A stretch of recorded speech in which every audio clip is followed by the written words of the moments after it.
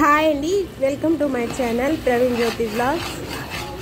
ఈ వీడియో చూస్తున్న వారు ఒక లైక్ చేసి సపోర్ట్ చేయండి ఫ్రెండ్స్. మన ఛానల్ ఎవరైనా ఫస్ట్ టైం చూస్తున్నట్లయితే సబ్స్క్రైబ్ చేసుకోండి. నచ్చితే లైక్ చేయండి, షేర్ చేయండి, కామెంట్ చేయండి.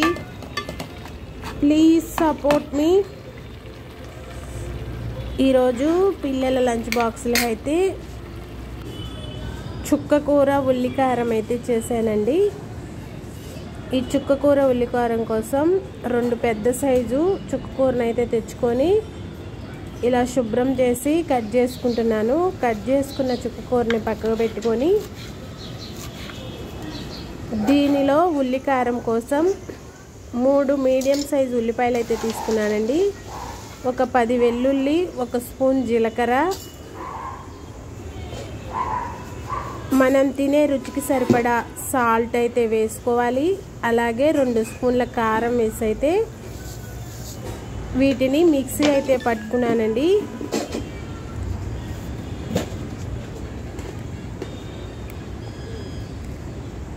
ఈ చుక్కకూర ఉల్లికారం అనేది రైస్లోకే కాకుండా చపాతీకి కూడా చాలా రుచిగా ఉంటుందండి. వాటిని మిక్సీ పట్టుకొని పక్కకు పెట్టుకున్న తర్వాత పోపు కోసం కొద్దిగా శనగపప్పు, ఆవాలు, జీలకర్ర వేసి అయితే పోపు అయితే వేసుకుంటున్నాను. ఈ పోపు ఫ్రై అయిన తర్వాత మనం మిక్సీ పట్టి పెట్టుకున్న ఉల్లికారం అయితే వేసి పచ్చివాసన పోయే వరకు అయితే ఫ్రై చేసుకోవాలండి. పచ్చివాసన పోయే వరకు ఫ్రై చేసుకొని దీనిలోనే ఒక మీడియం సైజు టమాటా అయితే వేసుకున్నాను నేను. అది పచ్చివాసన పోయిన తర్వాతే ఈ టమాటా వేసి ఒక 2-3 నిమిషాలు మగ్గించుకొని మనం తీసుకున్న చుక్కకూర అయితే వేసి ఈ ఉల్లికారంలో మగ్గే వరకు అయితే మగ్గించుకోవాలండి. మన ఛానల్ ఎవరైనా ఫస్ట్ టైం చూస్తున్నట్లయితే సబ్స్క్రైబ్ చేసుకోండి ఫ్రెండ్స్. నచ్చితే లైక్ చేయండి, షేర్ చేయండి, కామెంట్ చేయండి. ప్లీజ్ సపోర్ట్ మీ.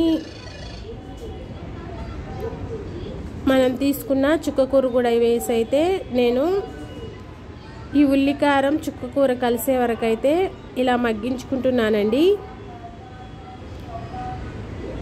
ఆకుకూరలు అనేది పిల్లలకి కానీ మనకు కానీ హెల్త్కి ఎంతో మంచిది కదా. ఈ చుక్కకూరలో సి విటమిన్ అనేది పుష్కలంగా ఉంటుందండి. అప్పుడప్పుడు ఇలా వండుకుంటూ తినాలి మనం.